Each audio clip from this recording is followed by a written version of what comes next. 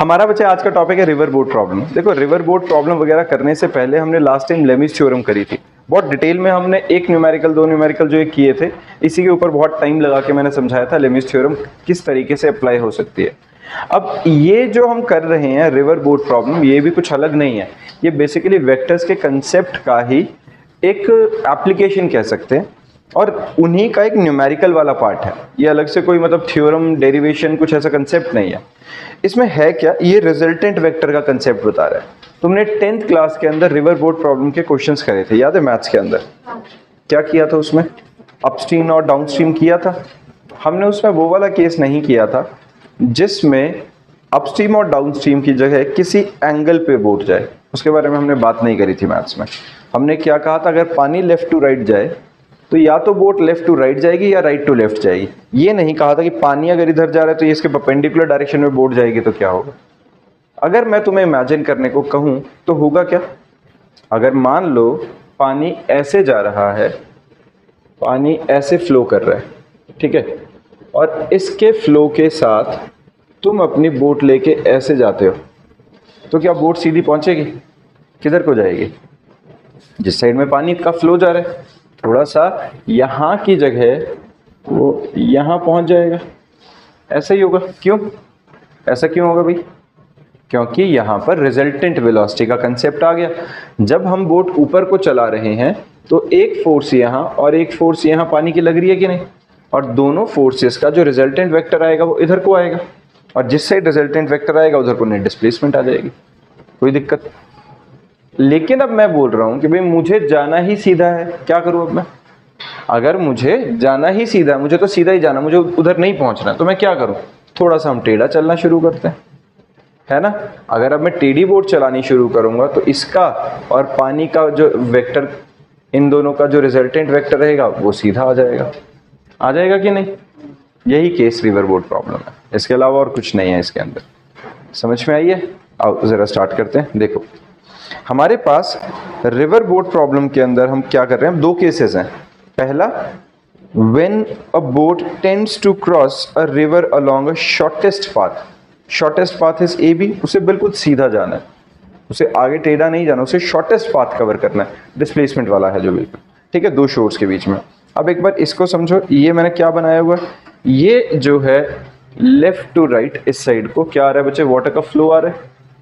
यहां से मुझे ये डिस्टेंस कवर करना है, तो हमने अभी जैसा डिस्कस किया कि अगर बोट को सीधा जाना है तो उसे थोड़ा सा किसी एंगल पे अगेंस्ट द वाटर जाना पड़ेगा, काइंड ऑफ माइनर सा अपस्ट्रीम, है ना। तो यहां से जब ये जो v1 है, ये क्या है बेटा, वेलोसिटी ऑफ बोट, ये जो v2 है ये क्या है, वेलोसिटी ऑफ रिवर। तो जो v आएगी वो क्या आएगी, वेलोसिटी, रिजल्टेंट वेलोसिटी, जो मिला जुला के दोनों का नेट इफेक्ट होगा। किसी को दिक्कत? यहां पे मान लेते हैं कि किसी सर्टेन एंगल पे जिस पे उसे बेंड होना पड़ रहा है, जैसे एंगल पे मतलब उसे अगेंस्ट द फ्लो जाना पड़ रहा है, वो एंगल है थीटा। डन है? किसी को परेशानी है इसमें? ठीक बात है। बनाओ बच्चे, साथ के साथ लिखो। ये एस क्या है, distance between the two shores, एक उस एंड और एक इस एंड के बीच में डिस्टेंस कितना है, एस। अब एक और बात पे ध्यान दो, अगर तुम इसके अंदर इस ट्रायंगल को देखो, ये जो हमारे पास ट्रायंगल बनता दिख रहा है V1 V2 V3 वाला जो है, V2 का, V का और ये V1 का, है ना, इन तीन के बीच में जो ट्रायंगल बनता दिख रहा है, तो यहाँ पे V2 का कंसेप्ट समझ में आया? वही वेक्टर शिफ्टिंग वाली बात है, यहाँ था, हर तरफ V2 तो V2 है, तो वहां भी सेम V2 था हमारे पास। अब इनके अंदर V2 और V1, ये हमारे पास V2 कहाँ थी, इस डायरेक्शन में, V1 था इस डायरेक्शन में, रिजल्टेंट है इस डायरेक्शन में, तो इस वेक्टर और इस वेक्टर का सेम ऑर्डर है, और जो रिजल्टेंट वेक्टर है वो अपोजिट ऑर्डर में है। ऐसा ही होता था ट्रायंगुलर लॉ के अंदर भी, होता है कि नहीं हुआ ना। और इनके बीच में जो एंगल बन रहा है वो कितना आ रहा है, थीटा। अगर मैं यहाँ पर इन ट्रायंगल ABD, यही जो ग्रीन वाला ट्रायंगल है, इसके अंदर साइन थीटा की वैल्यू निकालो तो क्या आएगा, sine theta perpendicular by hypotenuse. Perpendicular क्या है, V2 जो वाटर का स्पीड था, और V1 क्या है, हाइपोटेन्यूज क्या है, जो बोट की स्पीड थी। दोनों को मैंने डिवाइड किया, डन है। एक अगर मैं इनको पाइथागोरस वाइज रिलेट करूं, V1 का square is equal to V का स्क्वायर प्लस V2 का स्क्वायर, तो जो ये रिजल्टेंट वेलोसिटी है v, ये कैसे आएगी, v1 का स्क्वायर माइनस v2 का square under the root. Simple है, कोई बड़ी चीज नहीं है, सिंपल बिल्कुल बेसिक सी चीजें लगाई हैं। और टाइम ऑफ क्रॉसिंग कैसे निकलेगा बेटा, टाइम ऑफ क्रॉसिंग निकलेगा डिस्प्लेसमेंट बाय वेलोसिटी। डिस्प्लेसमेंट कितनी हुई s, वेलोसिटी है स्क्वायर रूट ऑफ v1 का स्क्वायर माइनस v2 का स्क्वायर। किसी को दिक्कत है इसमें? पक्का? ये हमारे पास क्या निकल गया, time of crossing the river, ये निकल गई वैल्यू। डन। ये कब है, जब उसे शॉर्टेस्ट पाथ ट्रेवल करना था, उसे बिल्कुल एक एंड से बिल्कुल अपोजिट वाले एंड पे पहुंचना था। सेकंड केस क्या हो सकता है, अब बोट कोशिश करेगी पहुंचने की शॉर्टेस्ट टाइम में, डिस्टेंस शॉर्टेस्ट नहीं चाहिए, उसे क्या चाहिए, शॉर्टेस्ट टाइम। तो अगर शॉर्टेस्ट टाइम में जाना है तो विद द फ्लो चली जाए, क्योंकि अगेंस्ट द वाटर जाने में तो फिर भी टाइम ज्यादा लगेगा, जोर ज्यादा लगेगा। तो यहां पर when a boat tends to cross a river in the shortest time, अब शॉर्टेस्ट टाइम में जाए तो बोट क्या करेगी बच्चे, बोट अपना सीधा चलेगी v1 वेलोसिटी के साथ, पानी उसे जहां लेके जाएगा जाएगा, रिजल्टेंट वेलोसिटी ये आ जाएगी, लेकिन अब उसे टाइम कम लगेगा। मैं कैसे प्रूव कर सकता हूं टाइम कम लगेगा, इस चीज को देखो जरा, जो अभी तुमने नोट डाउन किया है उसके अंदर वेलोसिटी वाला वैल्यू देखिए तुमने, उसका फॉर्मूला में क्या आया है, जो हमारे पास वेलोसिटी ऑफ बोट थी उसमें से वेलोसिटी ऑफ वाटर माइनस हो रही है रिजल्टेंट निकालने के लिए। दैट मीन्स जो नेट इफेक्ट है वो रिड्यूस होके आ रहा है कि नहीं। लेकिन अब इस वाले केस में ध्यान देना, यहां पर जो ये रिजल्टेंट वेलोसिटी है, अगर मैं पाइथागोरस लगाऊं, फिलहाल सिर्फ हम वेलोसिटीज पे ध्यान दे रहे हैं, v1 पे, v2 पे और v पे। तो पाइथागोरस अगर मैं लगाऊं तो v is equal to v1 का स्क्वायर प्लस v2 का स्क्वायर आया कि नहीं, यहां तो एडिशन आ गया, एडिशन आ गया ना। तो अगर हमारे पास v की value under root of v1 का स्क्वायर प्लस v2 का स्क्वायर आ रहा है, मतलब मेरे पास क्या आ रहा है बच्चा, यहां पर हमारे पास v is equal to v1 का स्क्वायर प्लस v2 का स्क्वायर अंडर द रूट अगर आ गया तो ये क्या आ गया, यहाँ तो नेट वेलोसिटी एड ऑन हो गई है, बढ़ गई है कि नहीं। ये वेलोसिटी तो प्लस होके आ रही है किसी चीज का, दैट मीन्स जो नेट इफेक्टिव वेलोसिटी है वो ज्यादा मिल गई, ज्यादा मिल गई तो टाइम अपने आप कम लगेगा।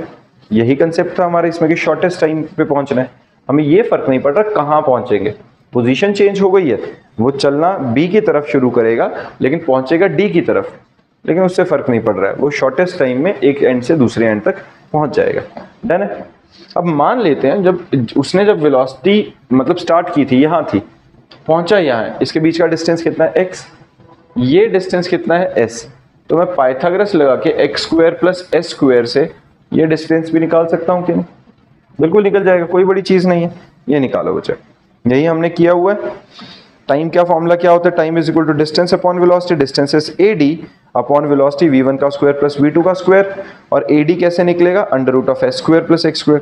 तो हमारा टाइम कितना निकल गया, time is equal to s square plus x square under the root upon v1 का स्क्वायर प्लस v2 का स्क्वायर अंडर द रूट। कोई परेशानी? अब कोई बच्चा कहे मैं तो फॉर्मूला रटूंगा, भाई तुम्हारी इच्छा है रट लो, मैं ये सजेस्ट कर रहा हूँ कंसेप्ट समझ में आएगा तो जैसा मर्जी क्वेश्चन आएगा उसमें इंप्लीमेंट कर ही लेंगे, पाइथागोरस ही तो लगा रहे हैं, कुछ अलग तो नहीं लगा रहे हैं, तो जब न्यूमेरिकल आएगा उसमें डायरेक्ट अप्लाई करेंगे। tan थीटा क्या होता है बेटा, perpendicular by base.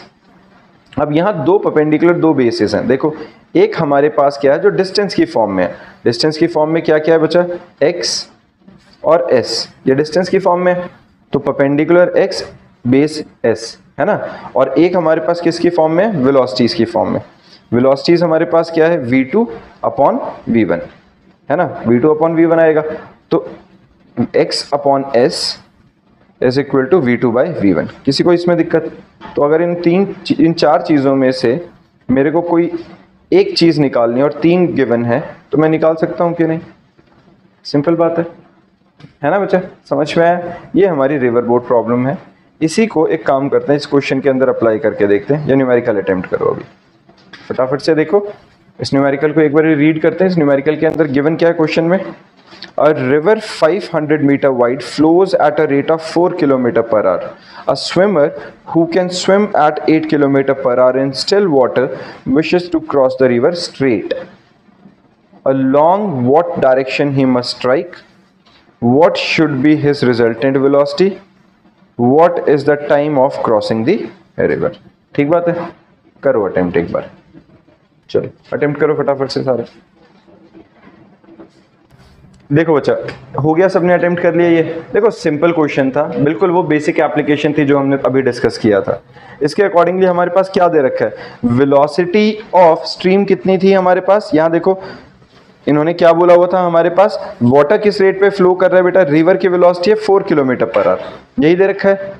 Velocity of swimmer कितना था, 8 किलोमीटर पर आवर। डन है, हमें रिजल्टेंट वेलोसिटी निकालनी है। और उन्होंने क्या बोला, जो स्विमर है वो किस डायरेक्शन में, पहला in which direction he must strike if he wishes to cross the river straight, उसे सीधा जाना है तो ऑब्वियसली पानी के अगेंस्ट स्ट्राइक करेगा वो, है ना। तो वो कहाँ को जाएगा, किसी एंगल पे स्विमर जाएगा, और वो जो अपने स्विमर की वेलोसिटी और वाटर की वेलोसिटी का रिजल्टेंट जो निकलेगा वो स्ट्रेट निकल जाएगा।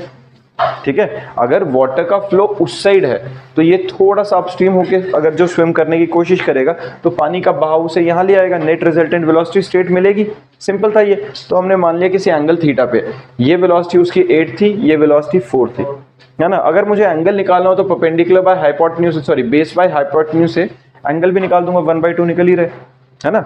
बेस 4 हाइपोटेन्यूज 8 cos थीटा की वैल्यू 1/2 कब होती है, 60 डिग्री पे, 60 डिग्री पे गरीबों, ठीक है। ये आगे बात समझ में, बात पता चल गया ये वाला। तो यहाँ से हम सीधा निकाल सकते हैं वैल्यू, है ना। निकल गया। अबे गड़बड़ कर दी थी मैंने, cos थीटा बोला था वो sin थीटा लग रहा है, ध्यान से देखो।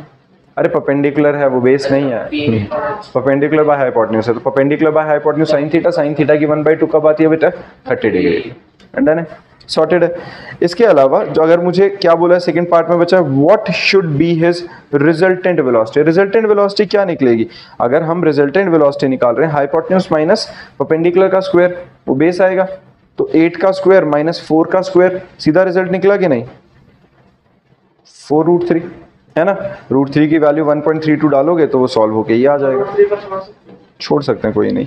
और हमारे पास बचे डिस्टेंस कितना है इसके बीच में, 500 मीटर। वेलोसिटी हमारे पास आ गई है, डिस्टेंस 500 मीटर है, तो टाइम निकल जाएगा कि नहीं, वेलोसिटी डिवाइडेड बाय मतलब डिस्टेंस डिवाइडेड बाय वेलोसिटी।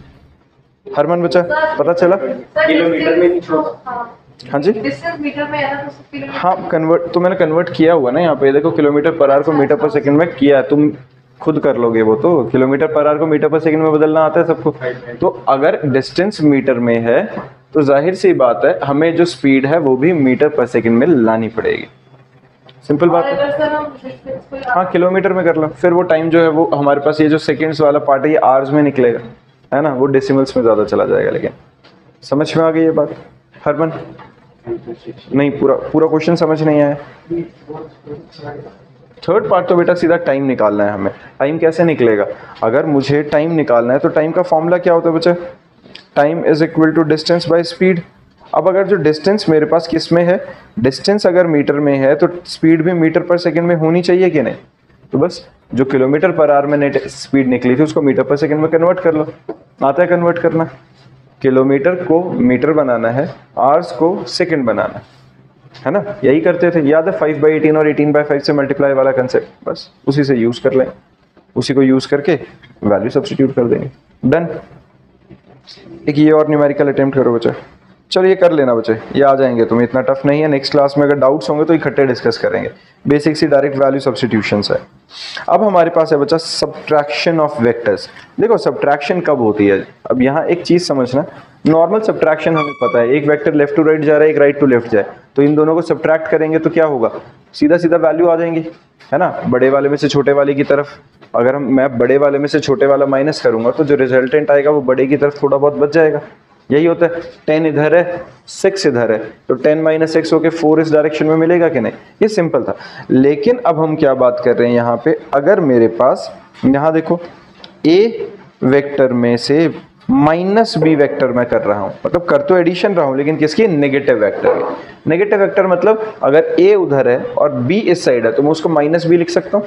अगर मैं सेम प्लस लिख के -b लिख दूँ तो a - b बनेगा। वो घुमा के कान पकड़ने वाली बात है, करना सब्ट्रैक्ट है ना। लेकिन जब मैं रिजल्टेंट का फॉर्मूला डालूंगा तो a² + b² + 2ab cos 180 - theta. 180 - theta क्यों, अब यहाँ समझो एक बार। हमारे पास एक वेक्टर, इस डायग्राम पे बहुत अच्छे से ध्यान देना और इसमें 180 - थीटा का कंसेप्ट समझो।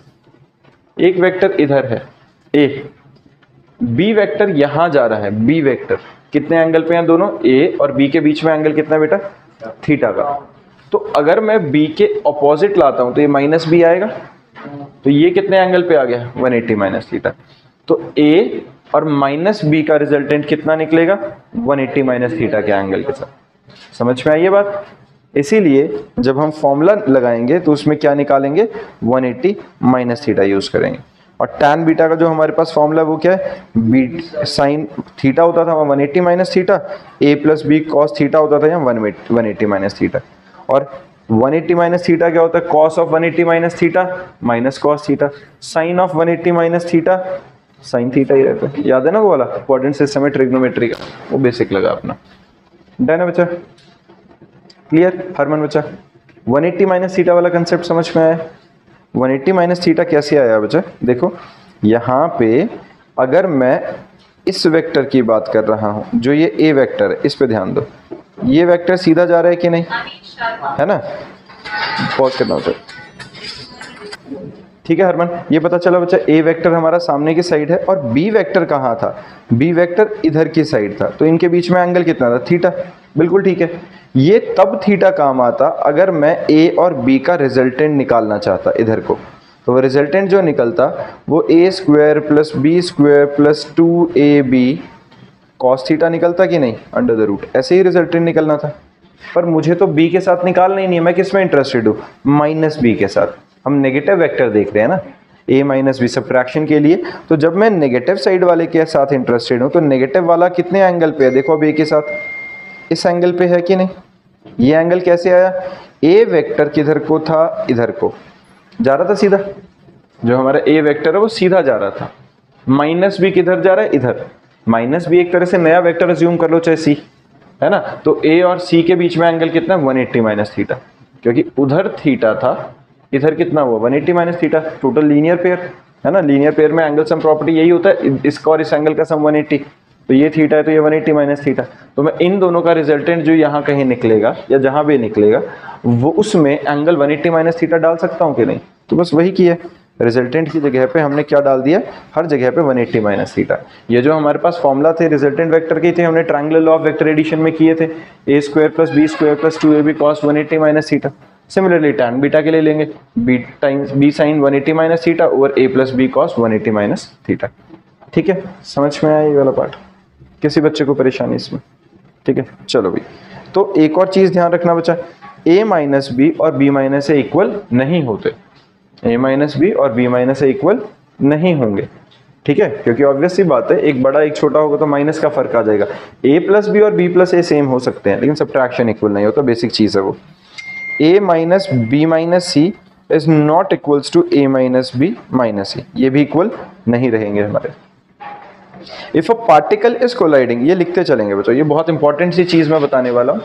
अगर कोई पार्टिकल कोलाइड कर रहा है किसी वॉल के साथ, क्या हो रहा है, एक पार्टिकल है और वो वॉल के साथ कोलाइड कर रहा है, दीवार के साथ टकराएगा, तो टकराने से उसके अंदर मोमेंटम में चेंज कितना आएगा, वो आएगा twice of P. Twice of P कैसे आएगा बच्चे, एक बार इसको पहले समझ लो। अगर मान लो यहां एक वॉल है, एक चीज आती है, ये आई, ये पी मोमेंटम के साथ आ रही है, ये आके इस पे टकराई और टकरा के फिर वापस चली गई, तो इधर आते हुए कितना मोमेंटम था, पी। टकरा के मान लेते कोई एनर्जी लॉस नहीं हुई, कोई मोमेंटम का लॉस नहीं हुआ, तो इधर से अब वो उधर चला गया, माइनस पी के साथ चला गया। माइनस क्यों, क्योंकि इधर आते हुए पॉजिटिव डायरेक्शन थी, उधर जाते हुए नेगेटिव डायरेक्शन थी, तो माइनस पी हुआ। नेट चेंज कितना हुआ, पी माइनस माइनस पी, यही हुआ ना। नेट चेंज क्या हुआ, पी माइनस माइनस पी। जब हमने उन दोनों को मैनेज किया, एक सेकेंड, हाँ, तो उन दोनों को जब हमने मैनेज किया पी माइनस माइनस पी, तो क्या हुआ, माइनस माइनस होकर प्लस हुआ, तो हमारे पास वो ट्वाइस ऑफ पी आ गया। तो जब भी कोई पार्टिकल किसी वॉल के साथ स्ट्राइक करके बाउंस बैक करके जाएगा तो उसमें नेट चेंज इन मोमेंटम क्या आएगा, ट्वाइस ऑफ पी। कोई दिक्कत? ठीक है। And if a particle is moving in a circular path, अब सर्कुलर पाथ में जब वो मूव कर रहा है, यहां देखो बच्चा, पहला वाला ये क्लियर है, ये वाला पार्ट समझ में आ गया बच्चा, कोलाइड करने वाला, ये जा रहा था पी मोमेंटम के साथ, आते हुए माइनस पी के साथ आया, तो नेट जो आया उसके अंदर क्या आएगा, ट्वाइस ऑफ पी का चेंज आया था। अब अगर कोई ऑब्जेक्ट है सर्कुलर पाथ में घूम रहा है, हाँ जी बच्चा, कौन सा ऊपर वाला? देखो बेटा, जब ऊपर वाले में हमने क्या बात करी है कि अगर एक वॉल के साथ कोई चीज आके टकरा रही है, ये हमारे पास सिंपल एक वॉल है, ठीक है, एक ऑब्जेक्ट आया जो p मोमेंटम के साथ आ रहा है। p मोमेंटम क्या होता है? Mass into velocity. एक सर्टेन वेलोसिटी के साथ आ रहा है, मान लो 4 मीटर पर सेकेंड। अब आया, टकराया, टकरा के बाउंस बैक कर गया, यही होगा। अगर मैं बॉल को दीवार पे मारूंगा तो वो मेरी तरफ वापस सीधा आएगी। अब यहाँ मान लेते हैं कोई वेलोसिटी में चेंज नहीं आया, मतलब चेंज कैसा? सिर्फ डायरेक्शन पलटी है, मैग्नीट्यूड में कोई चेंज नहीं आया, मतलब काइनेटिक एनर्जी का लॉस नहीं हुआ। तो उस केस में जिस वेलोसिटी से टकराएगा उसी वेलोसिटी से मेरी तरफ वापस आएगी बॉल। गई थी 4 के साथ, अब वो डायरेक्शन बदल के आई तो उसे मैं -4 लिख सकता हूँ, यही बोला है मैंने। तो नेट चेंज कितना आया? हम कैसे करते हैं, पहले भाई 4 के साथ गई थी, अब -4 चेंज ऐसे ही निकालते हैं ना। चेंज कैसे निकालते हैं? दोनों को सब्ट्रैक्ट करके, इनिशियल और फाइनल को सब्ट्रैक्ट किया तो 4 + 4 होके 8 बना कि नहीं? तो हमारे पास 4 तो मैंने एग्जाम्पल के लिए लिया था। अगर मैं मोमेंटम की बात करूं, P और P की टर्म्स में था, mass into velocity, mass into velocity, mass तो चेंज हुआ नहीं, तो मोमेंटम और वेलोसिटी में सेम तरीके से चेंज आएगा। तो ये कितना आ गया हमारे पास? 2p का चेंज आ गया। डन। अब हमारा अगला केस है बच्चा जिसमें सर्कुलर मोशन आ रहा है। देखो, जब कोई ऑब्जेक्ट सर्कुलर मोशन में घूमता है, कोई चीज गोल घूमती है, तो यहां पर, अब इस स्टाइलस पे, ये इस पे ध्यान देना पेन पे, ये यहाँ किस डायरेक्शन में? ऊपर की साइड। अब जब ये घूम के इधर पहुंची तो नीचे की साइड आ गई कि नहीं? जैसे ही डायमेट्रिकली ऑपोजिट एंड पे आई, इसकी डायरेक्शन स्विच कर गई। तो अगर ये यहां पर v वेलोसिटी के साथ घूम रही थी तो यहां के -v के साथ होगी कि नहीं? तो मतलब एक सर्कुलर मोशन के अंदर जब एक ऑब्जेक्ट सर्कुलर मोशन में एक एंड से डायमेट्रिकली ऑपोजिट एंड पे पहुंचेगा तो वहां पर जाकर ट्वाइस ऑफ वेलोसिटी में चेंज आ जाएगा कि नहीं? यही बोला गया है ना। हमारे पास जो वेलोसिटी में चेंज आ गया वो कितना आ गया? 2v। समझ में आया? तो डेल्टा किसको रिप्रेजेंट करता है? स्मॉल चेंज को। Delta v = v1 - v2। v1 की वैल्यू v थी, v2 की वैल्यू -v थी, दोनों को सब्ट्रैक्ट किया तो ट्वाइस ऑफ v आ गया। हरमन बच्चा क्लियर है? ये पक्का अच्छे से पता चला है सर्कुलर मोशन वाला भी। चलो, if a particle is moving, ठीक है, ये हमारे पास क्या है? यहां पर मैं अभी कंसेप्ट समझाने वाला हूं, वो आगे पता चलेगा। अभी एक काम करते हैं, पहले relative velocity in a plane, यहां से मैं बताना शुरू करूंगा, और फिर एक वर्ड लिखा है मैंने यहां पे, सूडो। ये सूडो के बारे में बात करेंगे, अभी डिस्कस कराता हूं। ये रिलेटिव वेलोसिटी का एक कंसेप्ट होता है, वो भी आगे बताऊंगा मैं अभी। पहले ये देखो बच्चा, relative velocity in plane. Relative velocity in plane में हमारे पास क्या है? VAB = VA का स्क्वायर प्लस VB का square plus 2VA VB cos theta. ये हमने अभी जो डिस्कस किया था नेगेटिव वेक्टर वाला कंसेप्ट। एक्चुअल में सूडो वेलोसिटी का कंसेप्ट क्या होता है बच्चा? देखो, जब मैं ना रिलेटिव वेलोसिटी की बात करता हूँ, रिलेटिव वेलोसिटी का मतलब क्या होता है? रिलेटिव वेलोसिटी का मीनिंग कोई समझाएगा मुझे? हाँ जी नीलाक्ष बाबू जी, रिलेटिव वेलोसिटी क्या होती है? मतलब जो एक साथ या फिर दूसरे किसी चीज के रिस्पेक्ट, दूसरे किसी चीज के रिस्पेक्ट में, एक साथ या किसी दूसरे के रिस्पेक्ट में, यही होता है रिलेटिव वेलोसिटी। अब दूसरे के रिस्पेक्ट का मतलब क्या हुआ? इसका मतलब है, एक सिंपल समझो, एक एग्जांपल क्रिएट करते हैं नॉर्मल। अगर मैं यहां से, मान लो मैं किसी व्हीकल पे हूं और मैं लेट अस अज्यूम, सिंपल सा रखते हैं, 60 km/h की स्पीड से जा रहा हूं, 60 km/h की स्पीड से। जो यहाँ बच्चा खड़ा है, जो रेस्ट पे है, उसके रिस्पेक्ट में मेरी वेलोसिटी कितनी है? 60। लेकिन अब एक और बच्चा आता है, वो यहाँ पे 55 km/h की स्पीड से अपनी एक्टिवा चला रहा था और मैं 60 की स्पीड पे हूँ, तो मैं उसे धीरे धीरे ओवरटेक कर रहा हूँ।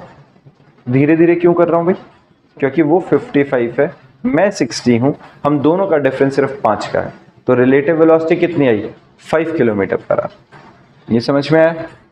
और यही केस अगर ऑपोजिट हो जाए, मैं यहां से 60 की स्पीड पे जा रहा हूं, वो बच्चा 50 की स्पीड पे आ रहा है, मैं 60 पे जा रहा हूं, वो बच्चा 50 पर ऑपोजिट डायरेक्शन में आ रहा है, तो अब रिलेटिव वेलोसिटी कितनी होगी? ऐड हो जाएगी। 110 की स्पीड से हम जुक करके क्रॉस कर जाएंगे एक दूसरे को, है ना। यही रिलेटिव वेलोसिटी होता है। अब अगर मुझे कहीं दोनों की दोनों चीजें मोशन में है और मैं उनकी रिलेटिव वेलोसिटी किसी एंगल पे हो, जैसे ये वाला केस हमने लिया है कि एक वेलोसिटी किसी डायरेक्शन में है, एक वेलोसिटी किसी डायरेक्शन में, तो ये हमें सीधा सीधा इतनी आसानी से प्लस वगैरह तो नहीं कर सकता, है ना। जैसे मैंने अभी तुम्हें समझाया कि भाई ऑपोजिट में है तो सीधा ऐड कर दो, सेम डायरेक्शन में माइनस कर दो। किसी एक एंगल पे है तो क्या करें? क्योंकि मुझे रिजल्टेंट निकालना है, तो यहां पर एक वेलोसिटी आती है जिसको हम क्या कहेंगे, सूडो वेलोसिटी।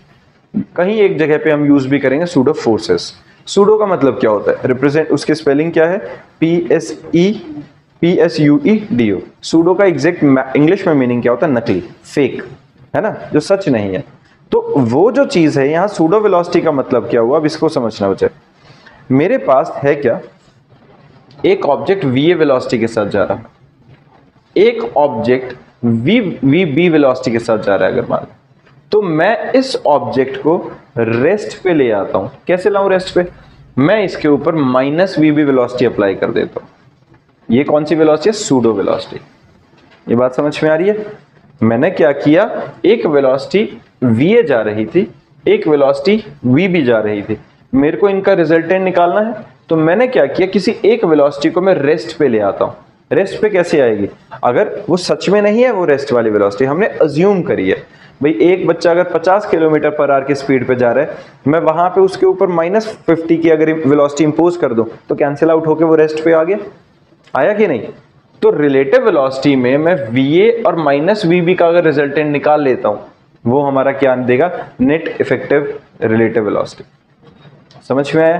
तो यहां पर जब मैंने ऐसा किया, तो अब एक और चीज पे ध्यान दो, यहां पर एंगल कितना था बेटा, थीटा का, इनके बीच में एंगल कितना, थीटा का। तो जो नेगेटिव है उसके बीच में एंगल कितना आया, 180 माइनस थीटा, है ना। जो मैंने सूडो वेलोसिटी अप्लाई करी उसके बीच में एंगल आया 180 माइनस थीटा का। तो जब 180 माइनस थीटा का हमारे पास एंगल लगा, तो मैं फॉर्मूला में जब वैल्यू डालूंगा a² + b² + b²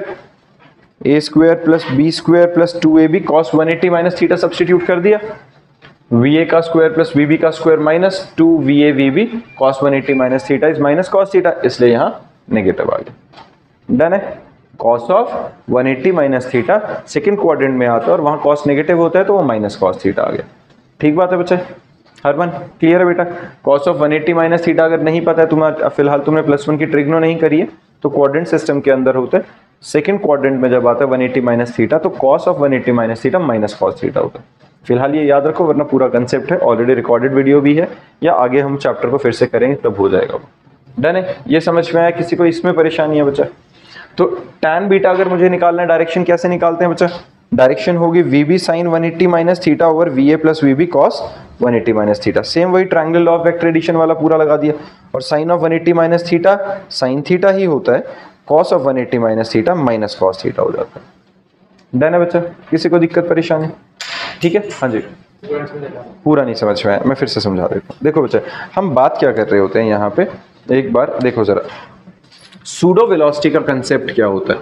जब भी मुझे रिलेटिव वेलोसिटी निकालनी है ना, दोनों की दोनों मूविंग चीजों के बीच में, दोनों के दोनों क्या कर रहे हैं, मोशन में ही है।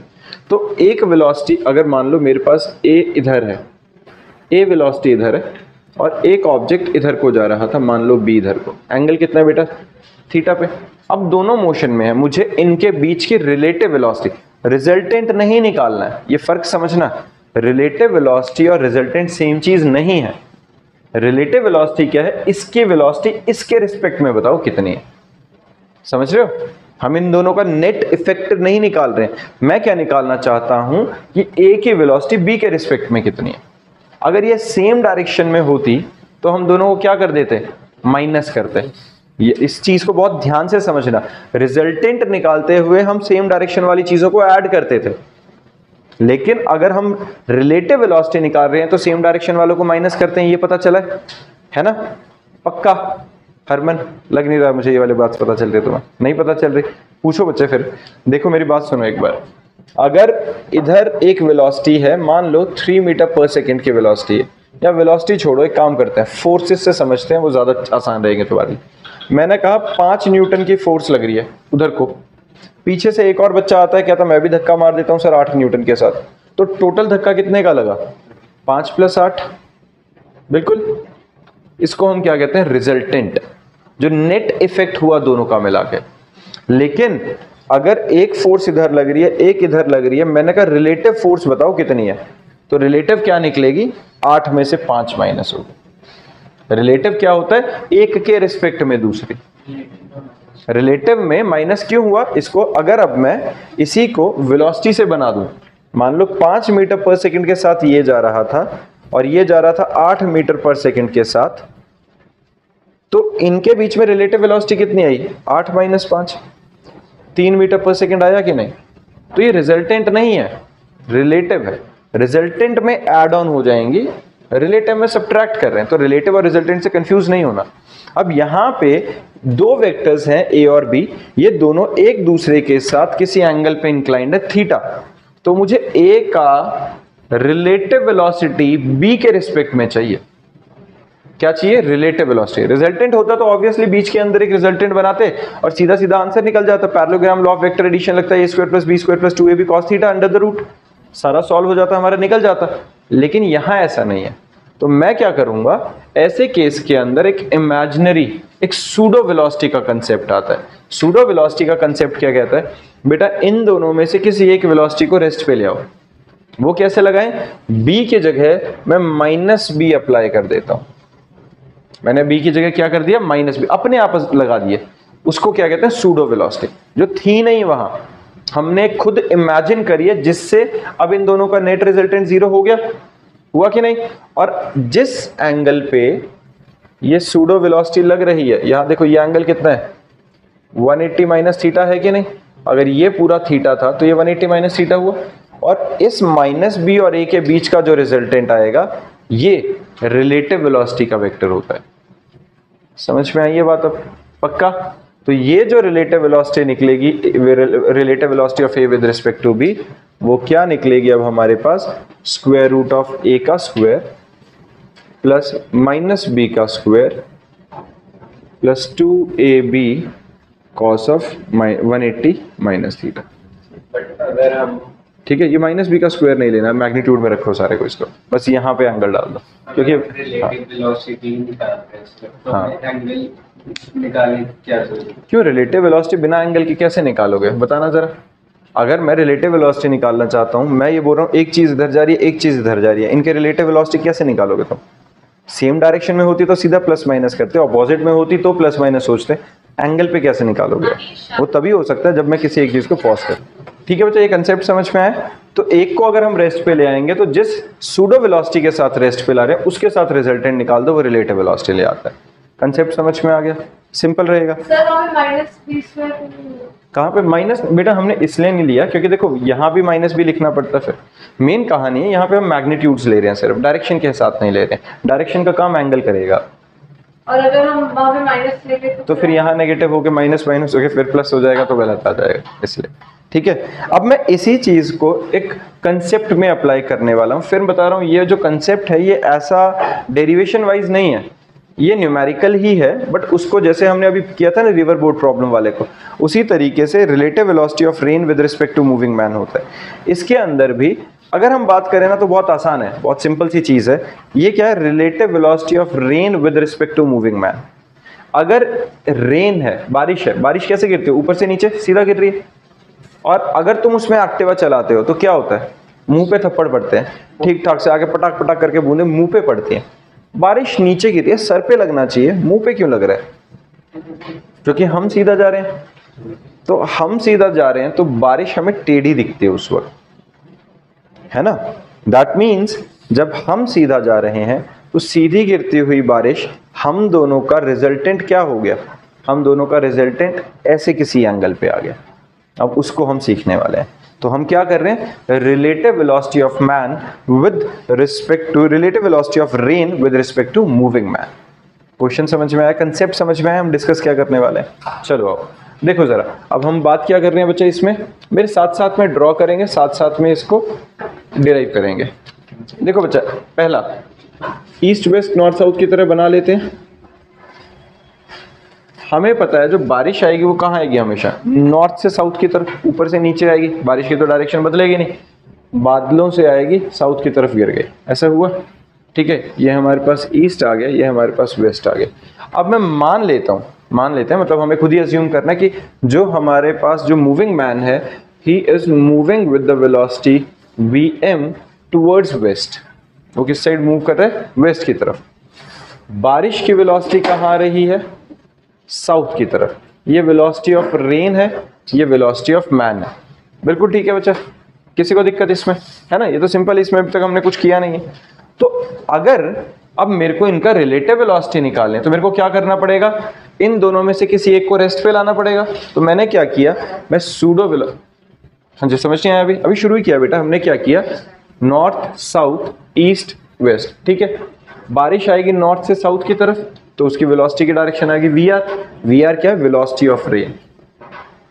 वी एम क्या है, वेलोसिटी ऑफ मैन, जो ईस्ट से वेस्ट की तरफ जा रहा है। मुझे इन दोनों की रिलेटिव वेलोसिटी अगर निकालनी है तो मैं क्या करूं, जो मैन है उसको मैं रेस्ट पे ले आता हूं, ठीक है। मैं इस आदमी को रेस्ट पे कैसे ला सकता हूं, इस पे सूडो वेलोसिटी लगा देते हैं। ऑपोजिट डायरेक्शन में माइनस वी एम कर दूं, ये मेरे पास क्या आ गई है बेटा, सूडो वेलोसिटी। कंसेप्ट समझ में आया। मैं बार बार क्या बता रहा हूं, अगर मुझे रिलेटिव वेलोसिटी निकालनी है तो दो मूविंग ऑब्जेक्ट्स में से किसी एक को रेस्ट पे ले आओ और एक को रेस्ट पे लाके जो सूडो वेलोसिटी और जो दूसरे वाली वेलोसिटी है उनका रिजल्टेंट निकाल दो, वो रिलेटिव वेलोसिटी का कंपोनेंट दे देगा हमें। कंपोनेंट क्या, बेसिकली रिलेटिव वेलोसिटी दे देगा हमें। समझ में आया। तो यहाँ पे मैंने इसको रेस्ट पे लाने के लिए सूडो वेलोसिटी अप्लाई करी। अब इन दोनों का रिजल्टेंट यहाँ कहीं निकलेगा कि नहीं निकलेगा, बात समझ में आई है। और मान लेते हैं यहाँ पे ये एंगल थीटा होता, यहाँ पे लगा लो या यहाँ लगा लो कि रेन के रिस्पेक्ट में थीटा एंगल पे है, किसी को दिक्कत, समझ में आया। तो हमारा रिजल्टेंट यहाँ कहीं आ रहा है। तो अब सोचो, जब तुम एक्टिवा पे आगे की तरफ जा रहे थे, बारिश पीछे से मतलब ऊपर से नीचे गिर रही थी, तो सीधा फेस पे इसलिए लग रही थी। तो अगर एक इंसान पैदल भाग रहा है या चल रहा है तेज तेज और उसने छतरी पकड़ी हुई है, तो सीधा पकड़ने से तो नहीं बचेगा, तो उसे क्या पकड़ना पड़ेगा, इस velocity of man with velocity of rain with respect to moving man के अपोजिट डायरेक्शन में अगर वो छतरी पकड़ेगा, ठीक है, तो क्या होगा बच्चा, अगर इस डायरेक्शन में छाता पकड़ लेगा तो उसके मुंह पे उसके कपड़ों पे बारिश गिरने से बच जाएगी। हुआ कि नहीं। और ये कितने एंगल पे पकड़ेगा, जितना ये थीटा है उतना ये थीटा वर्टिकल के साथ ऐसे करके आगे छतरी लेके आएगा, है ना, तो ये थीटा आ जाएगा हमारे पास। तो अगर मुझे ये थीटा निकालना है तो ये क्या है, यहाँ अगर मैं ट्रायंगल पूरा करूँ, ये क्या है माइनस वी एम, ये वी आर। तो थीटा निकालना परपेंडिकुलर और बेस के साथ में डायरेक्शन और एंगल निकाल सकता हूँ। tan थीटा क्या आएगा बच्चा, परपेंडिकुलर बाय बेस, निकलेगा कि नहीं, है ना। मुझे इन मैग्नीट्यूड चाहिए इसलिए मैंने नेगेटिव इग्नोर कर दिया, डन है। किसी को परेशानी इससे, ये कोई मतलब किसी भी बच्चे को सूडो वाले कंसेप्ट में दिक्कत तो नहीं आ रही है, ठीक है ना। और यहाँ पे अगर मैं इसकी VRM की वैल्यू निकालूं तो ये क्या है, रिजल्टेंट वेलोसिटी का ही फॉर्मूला लगेगा। रिलेटिव निकाल रहे हैं, फॉर्मूला रिजल्टेंट का ही लगेगा। क्या लगेगा, VR का स्क्वायर प्लस VM का square plus 2VR VM cos theta. किसी बच्चे को इसमें परेशानी, पक्का, ठीक है। और अगर मेरे को यहाँ से एंगल निकालना हो तो थीटा कैसे निकालूंगा, tan inverse of velocity of man by velocity of रे। किसी बच्चे को इसमें परेशानी, कंसेप्ट समझ में आया, सूडो वेलोसिटी का कंसेप्ट समझ में आ गया। मैं बार बार रिपीट कर रहा हूँ एक चीज, इसको ध्यान से समझो। अगर मुझे दो मूविंग थिंग्स के बीच में रिलेटिव वेलोसिटी निकालनी है तो किसी एक ऑब्जेक्ट को सूडो वेलोसिटी लगा के रेस्ट पे ले आओ, उस नेगेटिव सूडो वेलोसिटी के साथ दूसरे वाले ऑब्जेक्ट का रिजल्टेंट निकाल दो, जो निकलेगा वो हमेशा रिलेटिव वेलोसिटी निकाल देगा हमारा। डन है बच्चा, ये समझ में आ गया। ये हमारे पास रिलेटिव वेलोसिटी का कंसेप्ट यहाँ खत्म हो जाता है। और उसके बाद आता है हमारे पास जीरो वेक्टर और नल वेक्टर। अब देखो, जीरो वेक्टर और नल वेक्टर समझ में आता है भाई। जीरो वेक्टर क्या होता है, एक ऐसा वेक्टर जिसका मैग्नीट्यूड जीरो है, जिसका मैग्नीट्यूड क्या है, जीरो। और जो मैंने बोला कि रिलेटिव वेलोसिटी का कंसेप्ट खत्म हो जाता है, कंसेप्ट खत्म होने का मतलब ये नहीं है कि अब आएगा नहीं, अब उसके क्वेश्चंस आने शुरू हो जाएंगे, एक्सप्लेनेशन थोड़ी सी कम हो गई है उसकी। अब अगला टॉपिक है जीरो वेक्टर या नल वेक्टर। उसका बच्चा ऐसा वेक्टर जिसका मैग्नीट्यूड जीरो है और एक आर्बिट्री डायरेक्शन है, इमेजिनरी डायरेक्शन, जिसका मैग्नीट्यूड ही नहीं है तो डायरेक्शन किसी भी साइड हम इमेजिनरी रखेंगे, तो ऐसे को हम क्या कहते हैं, नल वेक्टर या जीरो वेक्टर। डन है, ये ध्यान रखना, नल वेक्टर क्या है, जिसका मैग्नीट्यूड जीरो है, डायरेक्शन आर्बिट्री है। फिर रेजोल्यूशन ऑफ वेक्टर। अब रेजोल्यूशन ऑफ वेक्टर का मतलब क्या होता है, रेजोल्यूशन ऑफ वेक्टर का मतलब है, इसको समझना मेरे साथ साथ, अगर मैं मान लो किसी एक सर्टेन एंगल पे कोई फोर्स अप्लाई करता हूं बच्चा, मैं क्या कर रहा हूं, किसी सर्टेन एंगल पे कोई फोर्स अप्लाई करता हूं, जैसे XY प्लेन के अंदर ये XY प्लेन है और मैं इधर को फोर्स अप्लाई करता हूं, तो इस फोर्स के कारण ऑब्जेक्ट के ऊपर इधर को भी मूवमेंट और इधर को भी मूवमेंट देखने को मिल सकती है। कैसे? अगर मैं कैरम बोर्ड का एग्जांपल देता हूँ, मैंने यहाँ से स्ट्राइकर को मारा, स्ट्राइकर के ऊपर फोर्स इधर लगाई थी, तो वो एक्स एक्सेस के अलोंग भी गया और वाई एक्सेस के अलोंग भी गया। इसने एक्स एक्सेस का डिस्टेंस और वाई एक्सेस का डिस्टेंस दोनों ट्रैवल किए कि नहीं? अगर हमारे पास ये स्ट्राइकर यहाँ से उठ के इधर चला गया तो यहाँ जाने में इसने इतना डिस्टेंस एक्स एक्सेस के अलोंग और इतना डिस्टेंस वाई एक्सेस के अलोंग कवर किया कि नहीं? दोनों कैसे करें? एक ही फोर्स है, क्योंकि वो किसी एंगल पे अप्लाई हुई थी। इसका मतलब उस फोर्स के भी दो कंपोनेंट थे, एक वो वाला कंपोनेंट जो इसे एक्स एक्सिस की तरफ मूव करा के ले गया था मेरी एफ फोर्स का, और एक वो वाला कंपोनेंट जो इसे वाई एक्सिस की तरफ मूव करा के ले गया था। हाँ जी, कोई दिक्कत? ये बात समझ में आई है? जब मैं किसी एंगल पे फोर्स लगाऊंगा तो उस एंगल पे लगने वाली फोर्स के भी दो कंपोनेंट आएंगे, एफ वाई और एफ एक्स। और इन कंपोनेंट्स को, अगर मान लो मैंने थीटा एंगल पे लगाया था, तो इन कंपोनेंट्स को हम क्या कहते हैं? Rectangular components of a vector. क्या कहेंगे? Rectangular components. ठीक है, तो अगर मैं इस ट्रायंगल के अंदर, देखो ये एफ वाई है तो ये भी तो एफ वाई हो गया ना, वेक्टर शिफ्टिंग के हिसाब से सेम ही है, बिल्कुल मैग्नीट्यूड डायरेक्शन सेम है। तो यहाँ पे अगर मैं साइन थीटा लिखता हूं तो क्या होगा? F Y by F, cross multiply करो, F sine theta is equal to F Y. तो ये वाला मेरे पास साइन कंपोनेंट निकला कि नहीं? ऐसे ही जब मैं कॉस थीटा लिखूंगा तो क्या आएगा बच्चा? Base by hypotenuse, cross multiply करोगे तो F X is equal to F cos theta. आ गया कि नहीं? तो ये मेरे पास दोनों इसके क्या आ गए हैं? Rectangular components. किसी को दिक्कत? मैंने क्या किया बेटा, एक राइट एंगल ट्रायंगल था, राइट एंगल ट्रायंगल में एफ एक्स बेस आया, एफ वाई परपेंडिकुलर आया, साइन थीटा लगाया perpendicular by hypotenuse, cross multiply किया तो परपेंडिकुलर की वैल्यू आ गई, और कॉस थीटा लगाया तो base by hypotenuse, cross multiply किया तो बेस की वैल्यू आ गई। और यही जो बेस और परपेंडिकुलर की वैल्यूज आई हैं, इनको हम क्या कहते हैं? Rectangular components. कोई दिक्कत परेशानी बच्चा? डन है। रेक्टेंगुलर कंपोनेंट सेम वही मैंने यहाँ करके दिखाया हुआ है, ये ए साइन थीटा और ए कॉस थीटा, यहाँ मैंने एफ लिख के कराया था, यहाँ ए आ गया था। और अगर मुझे किसी एंगल मतलब थीटा को रिलेट कराना है एफ से, एफ एक्स एफ आई, तो उससे तो मैं क्या कर सकता हूँ? tan theta is equal to perpendicular by base और theta is equal to tan inverse of F Y by F X. Done है बच्चा? किसी को दिक्कत इसमें? क्लियर है? डन। इसके बाद हमारे पास ये कुछ न्यूमेरिकल्स हैं। पहले एक काम करो, ये वाला न्यूमेरिकल अटेम्प्ट करो बच्चा, करो इस फटाफट से पहले, फिर डिस्कस करते हैं। देखो बच्चा, ये वाला जो न्यूमेरिकल है, एक बार न्यूमेरिकल को पढ़ो साथ में और फिर इसके बाद मैं इसका आंसर डिस्कस कराता हूँ। A mass of 2 kg lies on the plane making an angle 30 degree to the horizontal.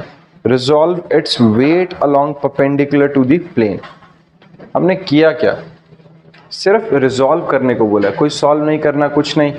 क्या बोला है? पहले क्वेश्चन को समझो। इन्होंने बोला है एक हॉरिजॉन्टल प्लेन, ऑब्जेक्ट कहाँ रखा है? एक ऐसे प्लेन पर जो कि हॉरिजॉन्टल के साथ 30 डिग्री पे इंक्लाइंड है। यही बोला है क्वेश्चन में। क्या बोला है? A mass of 2 kg lies on a plane making an angle 30 degree with the horizontal. और इस पर कोई मास रखा है, मान लेते हैं ऐसा कोई डब्बा रखा हुआ है बिल्कुल। और ये जो बॉक्स रखा हुआ है इसका वेट कितना बेटा? 2 kg। तो 2 kg आया ऐसे, मास इतना है, ग्रेविटी से मल्टीप्लाई करूंगा तो 9.8 से मल्टीप्लाई कर दूंगा तो ये न्यूटन बन जाएगा, है ना? ऐसे ही आता है हम जब मल्टीप्लाई करते हैं। चलो वो बात की बात है। पहले एक काम करता हूँ, मैं सिंपल इसको m लिख लेता हूँ समझाने के लिए, ठीक है? अब एक बात देखो, एक और चीज समझा रहा हूँ। Action has equal and opposite reaction. पता है, अगर ये इधर को फोर्स लगा रहा है तो हमेशा एक नॉर्मल फोर्स जो लगेगी वो किधर लगेगी बेटा? Perpendicular to the surface. Surface जो है जिसके साथ वो कांटेक्ट में, उसके हमेशा 90 डिग्री के साथ एक क्या लगेगा? Normal reaction. इसको क्या कहते हैं? Normal reaction force. अगर मैं किसी भी ऑब्जेक्ट को किसी सरफेस पे रखता हूं तो वो सरफेस उसे नॉर्मल रिएक्शन देगा, हमेशा किस डायरेक्शन में? बिल्कुल सीधा सीधा परपेंडिकुलर डायरेक्शन।